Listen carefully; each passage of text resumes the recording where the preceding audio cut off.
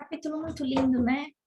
Quando eu estava estudando, me veio à mente isso da misericórdia, a compaixão de Deus pela gente, não importa as barbaridades que a gente tenha feito no passado, o que a gente foi.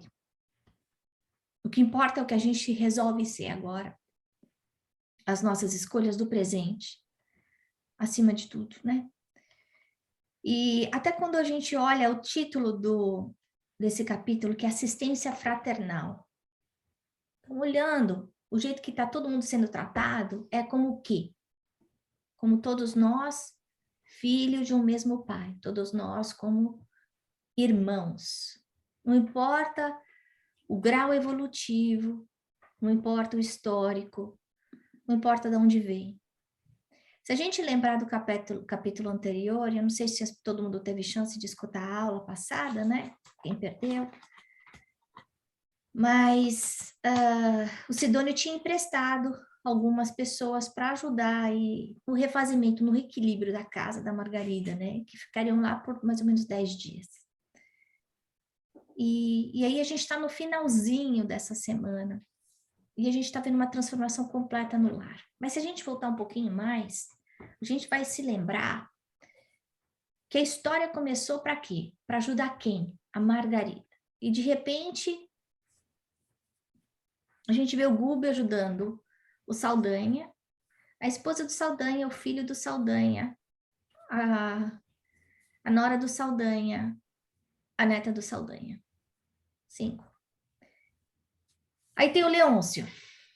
Aí o Leôncio ajuda o Leôncio. E ajuda a esposa do Leôncio, ajuda o futuro marido do Leôncio, ajuda o filho do Leôncio. Mais 4. Aí ajuda o juiz para o despertamento consciencial. Mais 1. Aí ajuda também aquele filho do juiz que estava pronto para estuprar a neta do Saldanha. Mais 1. Então a gente vê essa multiplicação, essa matemática do amor que a gente já falou tantas vezes. Que de repente, por causa de um coração, a gente vê como se prolifera essa semente do amor. Essa transformação aconteceu num lar.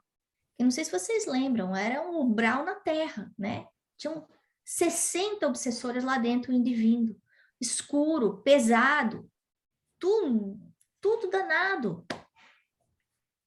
E de repente a gente vê que o lar tá mais leve, que o casal tá amigo, o marido tá com esperanças renovadas, tá aí como essa pessoa aí desejando fazer o bem, trabalhar na doutrina, que eu acho que é uma coisa importante para a gente refletir. Por quê? Porque esse filme a gente já viu muitas vezes. Muitas vezes, quando a gente recebe uma bênção grande dos céus, por exemplo, uma cura de um câncer. E eu estou dizendo isso porque eu vivi isso aqui dentro de casa, né? Então, você tem aquele despertamento consciencial, né? Dessa segunda chance, de um milagre que aconteceu, uma coisa que podia, de verdade, ter ido para o fundo do poço. E que, por um milagre de Deus, é pescado no último minuto do segundo tempo. E o negócio some.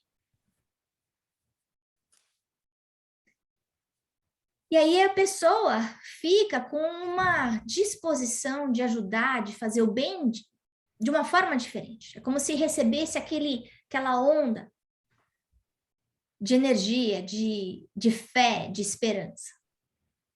Mas o filme que a gente já viu também, muitas vezes, é que muitas vezes nós esquecemos dessas bênçãos. E aí a gente é engolido de novo pela rotina de casa, do trabalho, da vida em si. E aí as nossas prioridades mudam de novo e a gente passa a fazer e viver do mesmo jeito que a gente vivia antes, cometendo os mesmos erros. E aí a gente se lembra de Jesus falando para o cego, para o paraplégico, para o leproso, vá e não peques mais. Significa o quê? Vá, se transforme, mude, cresça, amadureça, não faça os mesmos erros. Então, acho que isso é um chamamento para a gente, né? Muitas vezes a resposta para aquela doença, para aquele problema, não é o que a gente gostaria que fosse. E aí, o que que a gente faz? A gente foge? Porque muitos de nós, a gente acaba agindo como criança mimada, né? Eu não recebi a bênção que eu queria, então também não quero mais brincar. Me dá a bola aqui que eu vou embora. E a gente sabe que os ensinamentos de Jesus, de Deus, na verdade, vêm de muitas formas. Que essa matemática da vida também não só ela se multiplica em termos de amor, que quanto mais a gente dá, mais a gente recebe, parece uma coisa anormal, mas também essa matemática tem um esforço interessante, que muitas vezes o que parece bom pode ser ruim, e muitas vezes o que parece ser ruim acaba sendo bom. E eu estou dizendo isso, semana passada eu fiz um exercício com o meu coach sobre uma linha do tempo. E ele falou, eu quero que você pense, desde o momento que você saiu da barriga da sua mãe, quais são os eventos que aconteceram na sua vida, bons e ruins, o que, que vem na sua cabeça, escreve tudo. E ele só me deu essa diretiva, ele não me falou mais nada. Mas automaticamente o que eu fiz foi lembrar desses acontecimentos e colocar em dois buckets. O bucket do que era bom e o bucket do que foi sofrimento. E depois eu coloquei num outro bucket do que era bom e realmente foi bom e do que era ruim, aparentemente, mas que no final foi bom. Então é uma coisa interessante para perceber, porque em algumas encruzilhadas da minha vida, e eu estou dizendo isso porque eu acho que muitos de nós pode fazer essa reflexão que dá trabalho, não é uma reflexão fácil de fazer, mas eu sugiro para que a gente perceba que muitas vezes, mesmo quando a gente não recebe aquele milagre que a gente quer, aquela experiência do momento que parece ser parece não, é tão doída, tão difícil na hora, acaba despertando no fundo da gente coisas que a gente vai precisar depois, que vão ser extremamente úteis, características da gente que a gente precisava mudar, que a gente precisava amadurecer, e que muitas vezes é só nessa sacolejada que a vida dá na gente que a gente aprende. Então, eu estou articulando isso por quê? Porque a gente está vendo um cenário de alguém que recebeu um milagre, que está animado. Se ele vai continuar, a gente não sabe, porque é muito fácil voltar à rotina anterior. E isso é um chamado de atenção para todos nós. O outro é quando a gente não recebe o milagre que a gente gostaria. E qual é o nosso comportamento em relação a isso? E qual é a análise que a gente vai fazer em relação a isso? Bom, a outra coisa que eu queria comentar é em relação à ajuda do plano espiritual para casa.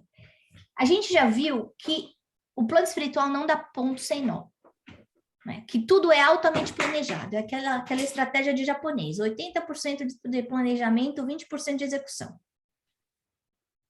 Por que que ele está fazendo isso? Porque ele sabe que as entidades ignorantes, elas são ignorantes do ponto de vista moral, mas elas são altamente articuladas, são muito inteligentes, a capacidade de organização delas é provavelmente muito melhor do que a do bem, aqui na Terra, porque senão o mal não ia predominar sobre o bem.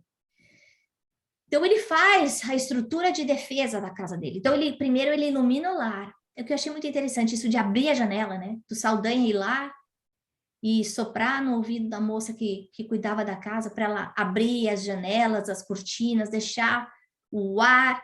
Por quê? Porque esse ar é o quê? É o fluido cósmico universal, pessoal. É energia de Deus que precisa entrar na nossa casa. A energia não pode ficar estagnada. Isso não é verdade do espiritismo. Se a gente for pensar como Feng Shui, né, ciência chinesa de milhares de anos atrás, fala a mesma coisa. Não pode deixar a energia parada.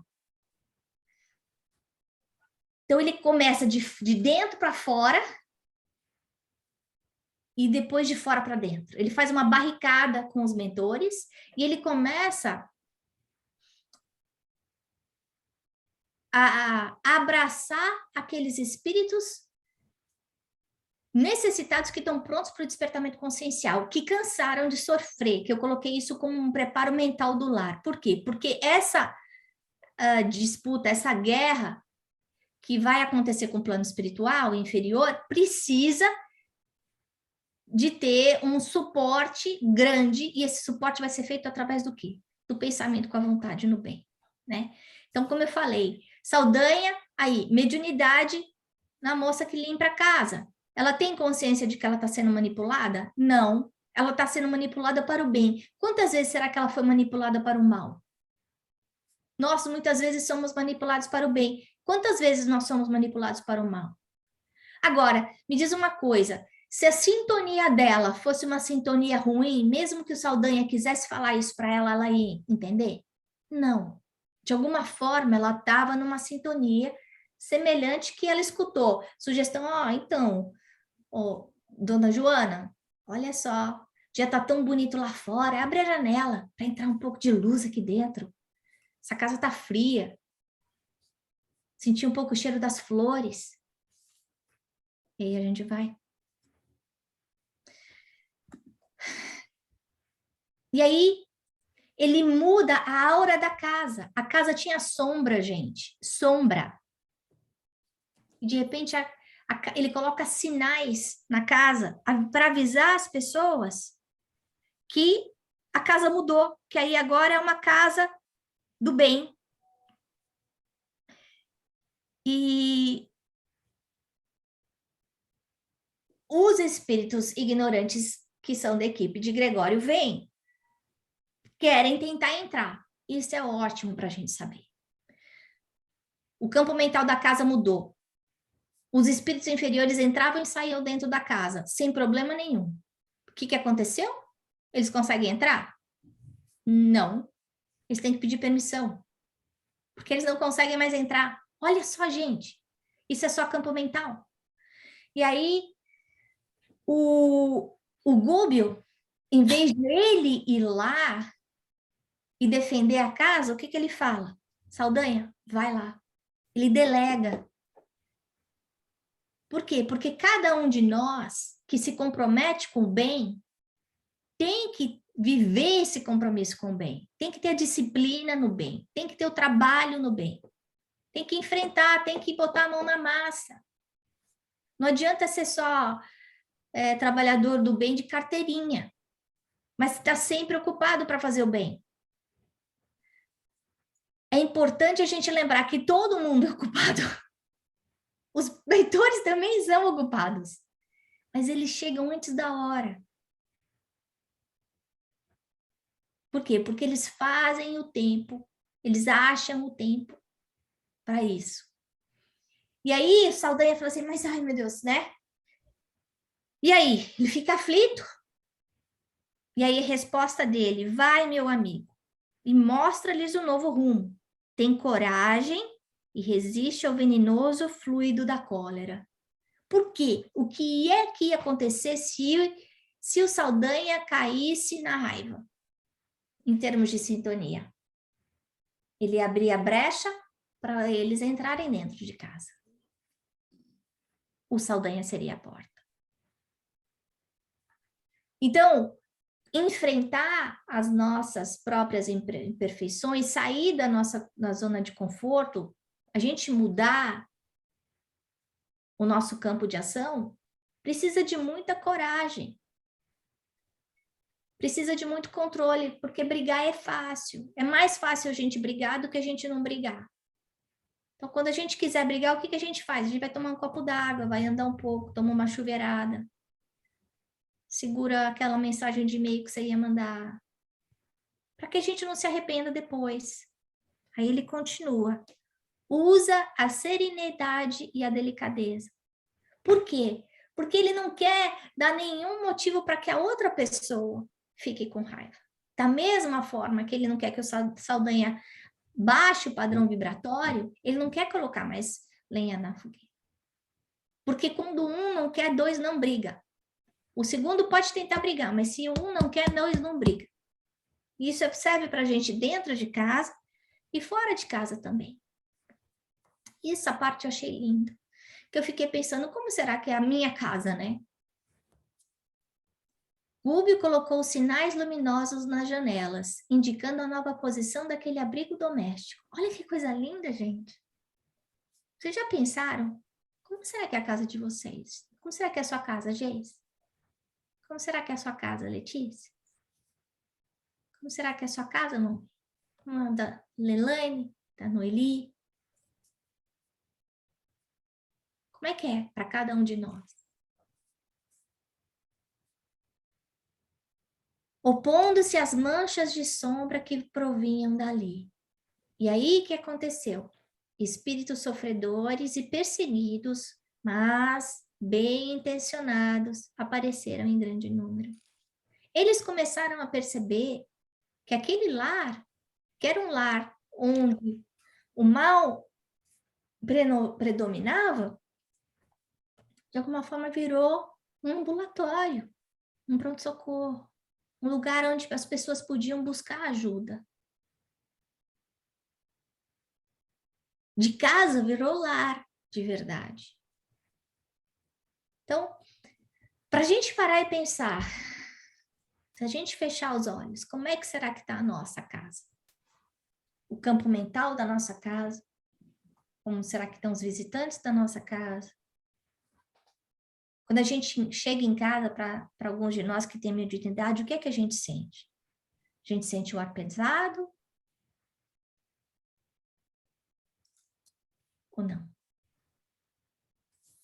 Como é que os mentores estão trabalhando dentro do nosso lar? Será que eles conseguem usar o nosso lar como um hub de amor ao próximo, de suporte? E aí vira esse pronto-socorro espiritual, como eu falei, e vários espíritos ainda ignorantes, inferiores, chegam ali. Então, quer dizer, para entrar na casa, aquele que era do Gregório não conseguiu entrar, mas outros espíritos inferiores também entraram. Mas como, se todo mundo é espírito inferior? Por que que uns passam e outros não? Porque precisa de um crachá especial para entrar. Qual é esse crachá?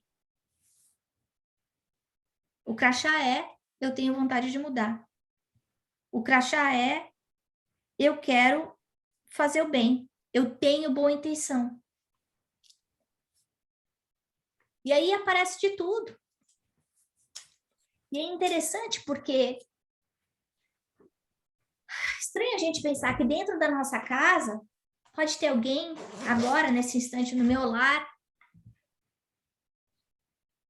que talvez para essa reunião tenha sido trazida pelos mentores, que pode ser alguém que tenha se envolvido com prostituição, com algum vício pesado, que tenha se suicidado,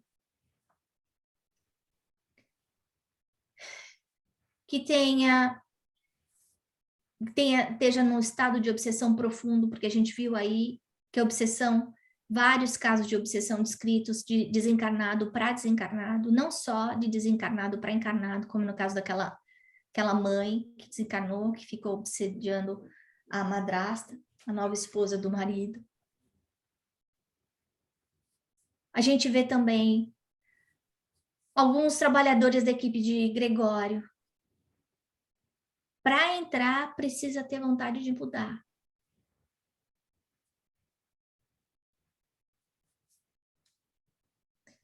O mais interessante é a gente ver a importância da gente aprender a morrer, né? Eu não lembro se é o Haroldo ou se é o Divaldo que fala que a gente tem que se preparar para a morte todos os dias. Todos os dias. Porque a hora que a gente acorda, a gente não sabe se a gente vai voltar para a cama de noite. A vida é tão frágil. E se a gente não aprender a morrer bem, a gente vai ficar nessa situação que a gente está vendo aí nesse livro. Quem de nós pode falar, ah, não, eu não terei ciúme do meu marido se ele casar de novo? Ou da minha esposa se ela casar de novo? Ou quem é que pode falar com certeza, não, eu não me suicidaria se eu perdesse tudo? Mas uma coisa que a gente pode falar é, eu estou estudando o espiritismo, eu não posso negar a verdade, que a vida continua. E que a minha vida de amanhã, no plano espiritual, vai ser um reflexo das escolhas que eu fiz hoje. Por isso eu estou escolhendo a minha morte todos os dias. Por isso eu estou me preparando para a morte todos os dias. Porque eu tenho que resolver tudo o que eu preciso resolver.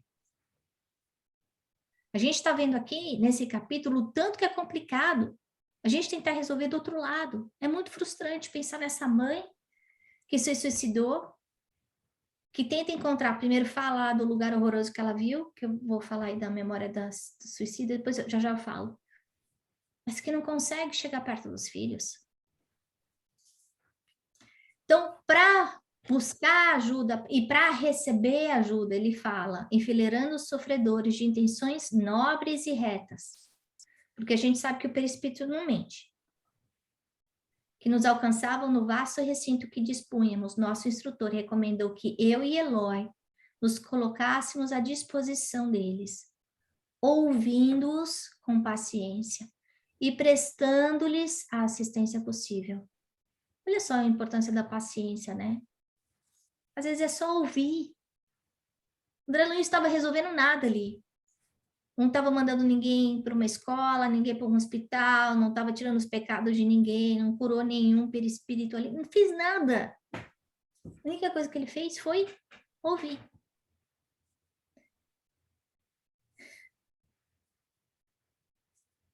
Por quê? Porque essas pessoas, sentindo que elas estavam sendo acolhidas, elas estavam se preparando para conseguir ajudar depois.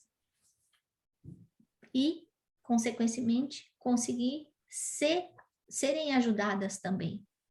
Porque a gente sabe que muitas vezes o nosso campo mental, a nossa atitude é o maior impedimento para a nossa ajuda. Muitas vezes o plano espiritual quer ajudar e a gente não deixa. Como a gente viu no capítulo lá da esposa do médium, da Isaura, a esposa médium da Isaura. Muitas vezes, como encarnado, a gente tem um monte de amigos, mas a gente não deixa nenhum amigo se aproximar da gente para ajudar. Seja lá qual for a razão. Então, primeiro a gente tem que deixar ser ajudado. E aí o outro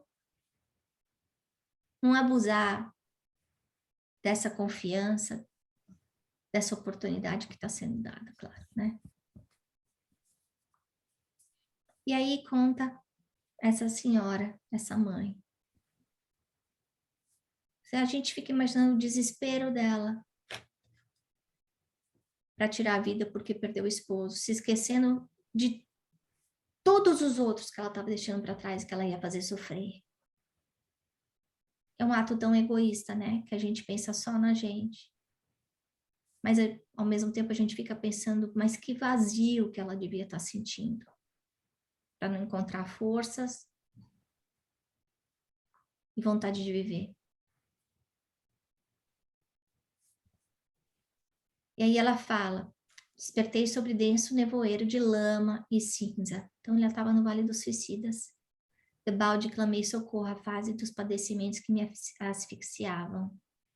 Coberta de chagas, qual se o tóxico letal me atingisse os mais finos tecidos da alma, gritei sem destino certo. 15 anos.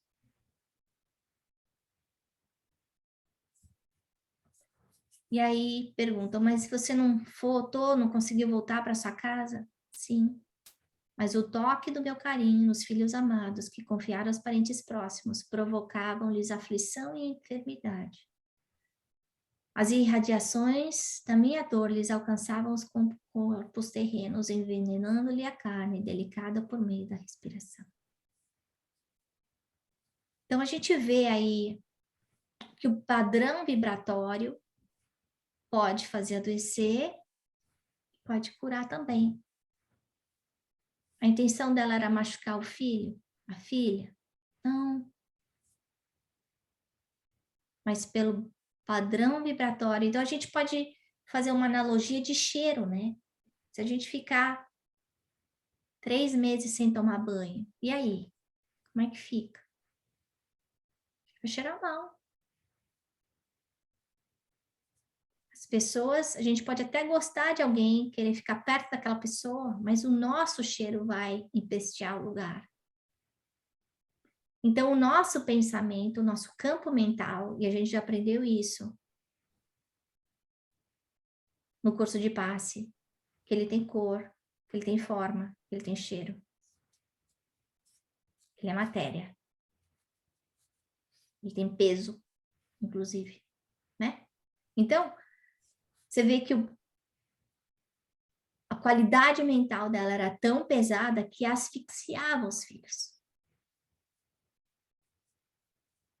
Então, se ela não soube amar o marido do jeito certo, porque o amor dela foi um amor possessivo, não foi um amor real, de desapego, de entrega, ela conseguiu amar os filhos. Olha só que coisa interessante.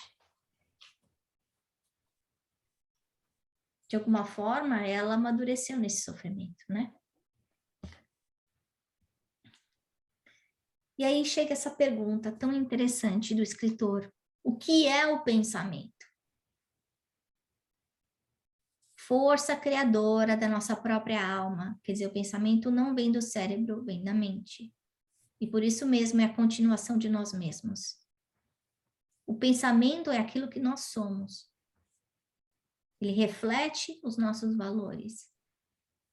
Por intermédio dele, atuamos no meio em que vivemos e agimos, estabelecendo o padrão de nossa influência no bem e no mal. A gente acabou de ver isso com a mãe suicida. E aí o escritor pergunta: a explicação significa que as nossas ideias exteriorizadas criam imagens tão vivas quanto desejamos? Sim.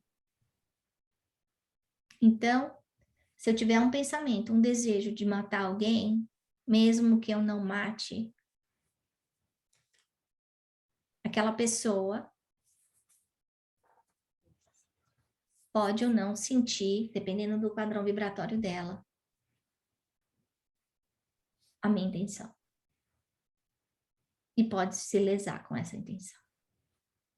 E a única proteção que a gente tem em relação a esse pensamento maligno, porque nós temos aí vários obsessores que, pelo que a gente fez no passado, nos desejam o mal. A única proteção contra esses pensamentos para que a gente não caia numa obsessão é o quê? É a prece.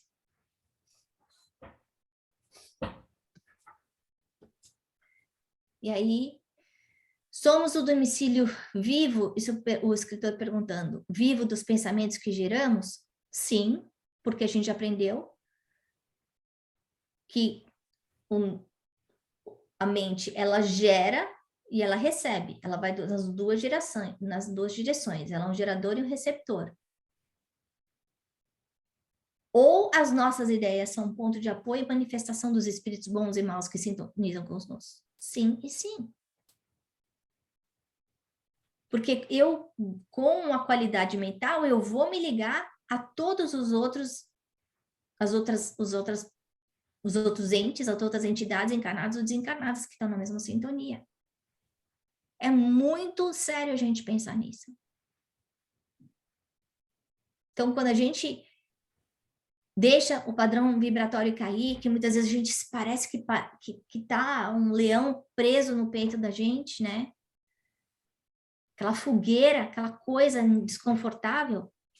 Você pensa, puxa, Ana, mas como você consegue sentir tudo isso? Será que é só eu? Não, não sou só eu mais.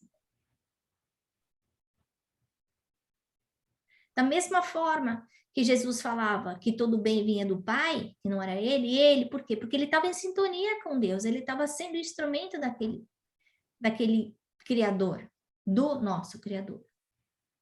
A nossa sintonia vai reverberar o resultado daquilo que a gente criou com o nosso pensamento. E o André Luiz com a esposa ciumenta, né? E a vida dá voltas. Ele escutando a história dessa esposa. de perceber com a diferença entre o amor e a posse, da gente querer que aquela pessoa seja nossa, é o meu marido, é o meu filho, né?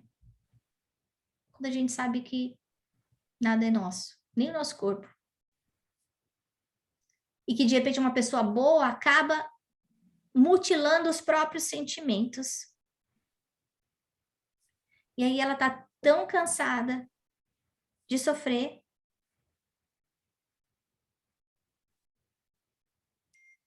que ela pede, por favor, me deixe esquecer.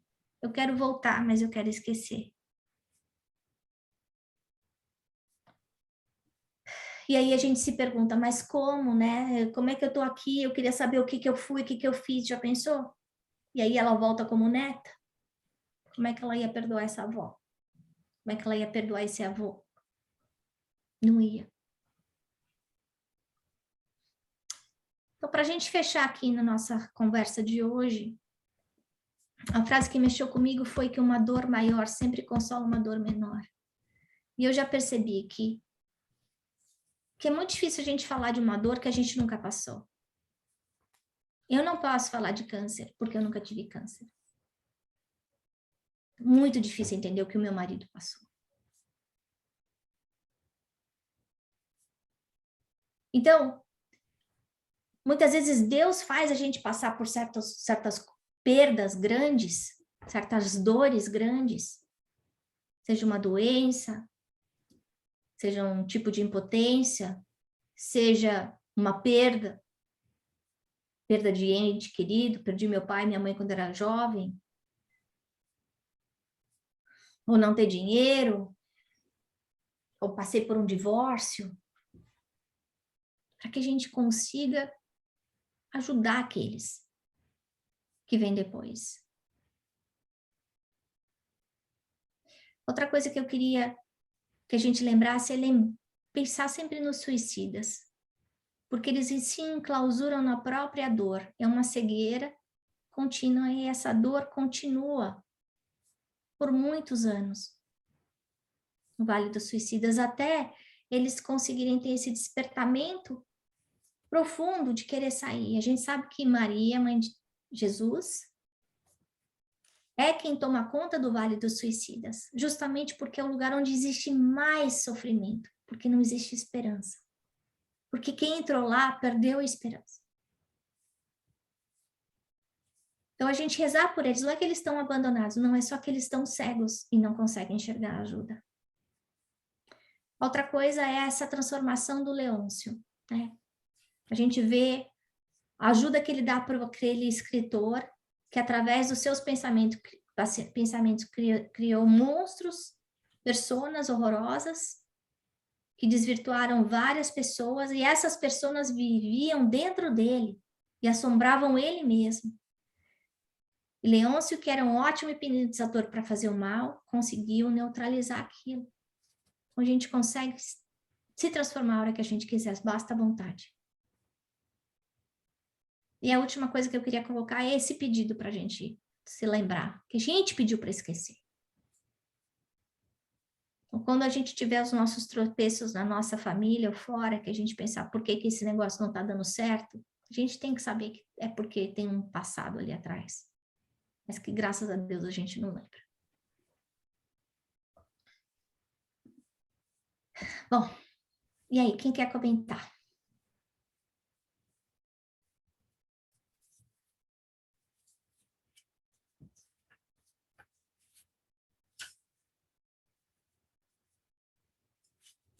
Ninguém quer falar nada? Eu tenho um comentário. Fala, Elaine, desculpa. Quando você colocou ali, né, uma dor maior consola uma dor menor. Eu me lembrei, na verdade, eu estava escutando uma situação. Bom, a gente fala do trabalho, né? Como que o trabalho ele nos ajuda, mas tem esse sentido também de, por exemplo, quando a gente está fazendo algo por alguém, a gente vê o que a pessoa está passando, a nossa dor ela fica menor, né? Como que aquilo nos ajuda a entender que aquilo não é tão assim, eu consigo lidar com aquilo. Eu posso fazer algo para aquilo, né? Então, muitas pessoas, eu estava escutando uma vez alguém comentar que era usado como terapia mesmo, pessoas passando por depressão, era o trabalho de caridade, era parte do tratamento, e como que aquilo ajudava aquelas pessoas. Então, também seria nesse sentido. E eu E acho essa que é super importante o que pode. você está falando. Isso é super importante que você está falando, porque quando a gente fica na posição de vítima, só olhando para o umbigo da gente, então a nossa dor parece maior do que a de todos, né? Mas a hora que você sai de si para fazer a caridade, você tira o foco de você.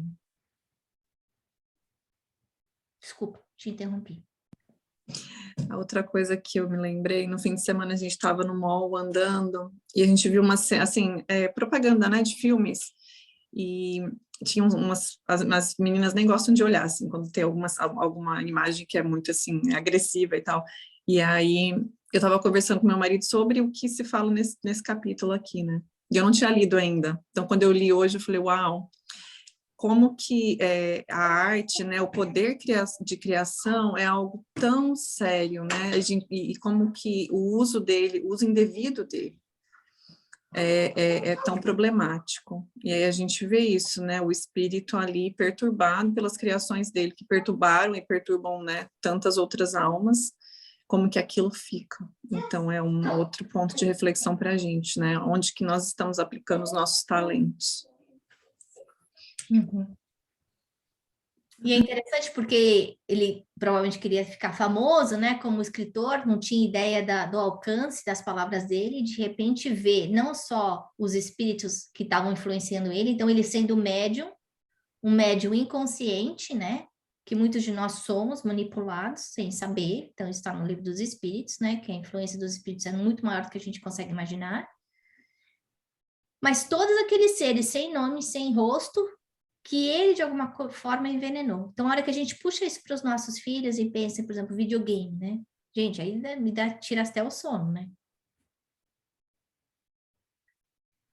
Porque não é só no livro. Hoje, há 60 anos atrás, livro. Hoje, como você falou, tem cinema, tem música. A hora que a gente pensa nas letras das músicas, tem umas que não dá nem para escutar, né? Ana, quando eu li aquela a parte do começo, naqueles vêm para casa, e depois o Bob, né, acendeu as luzes da janela, assim, né? Para mim foi, ele colocou aquelas luzes lá. Eu fico pensando que aquela casa estava ali, né? Ela não estava sendo vista como um lugar de acolhimento.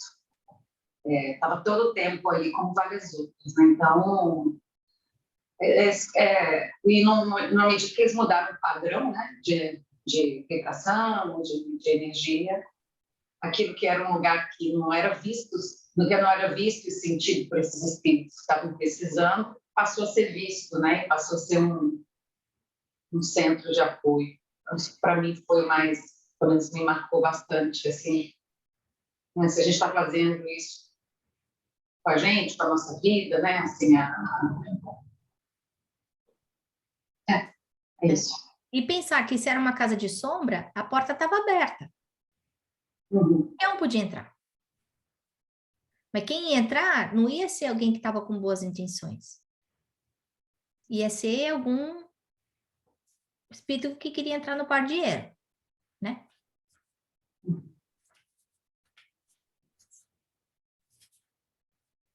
Dez dias foi suficiente para mudar a vibração da casa. Uma casa que tinha 60 para mais obsessores. Dos piores, né? Então, qual é o poder de um evangelho no lar na nossa casa, de uma vivência cristã? Porque não adianta eu fazer evangelho no lar uma vez por semana e brigar o resto dos 6 dias. Ficar de cara feia, fazer guerra de silêncio, bater porta. Não adianta. A gente acabou de ver que pensamento é vida, né? Já dizia a Emmanuel.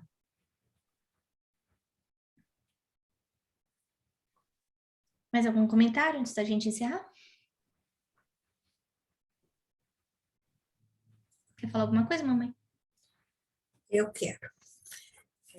Muitas lições importantes, realmente mexe com a sensibilidade da gente, mas eu não tenho dúvida nenhuma que a lição mais importante, no meu livro está na página 220, não sei se de vocês, quando ele fala o que é o pensamento. Uhum. Nós já temos estudado, falado, pensado muito acerca do pensamento, mas a nossa vigilância deve ser redobrada. A resposta: o pensamento é, sem dúvida, a força criadora da nossa própria alma. Então, por mais singelo que seja o nosso pensamento, nós estamos criando, para o bem ou para o mal. Estamos exteriorizando o que existe no nosso mundo íntimo, de positivo ou negativo, né? E ao exteriorizar esse tipo, um determinado tipo de energia, a sintonia funciona automática e a gente atrai as energias semelhantes. E o pensamento é reflexo do que a gente é, né? Que é mais assustador. Não dá para manipular. Então, toda vez que eu tenho um pensamento ruim, que eu tenho um pensamento de raiva, de revolta, enfim,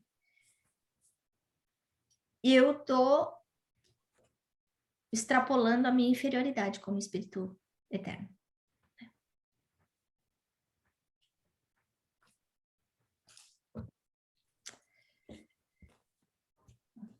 Então, nesse instante nós vamos agradecendo a equipe de André Luiz, a equipe de Emmanuel, que estão sempre aqui conosco, cuidando de nós, nos inspirando, nos ajudando nesse estudo.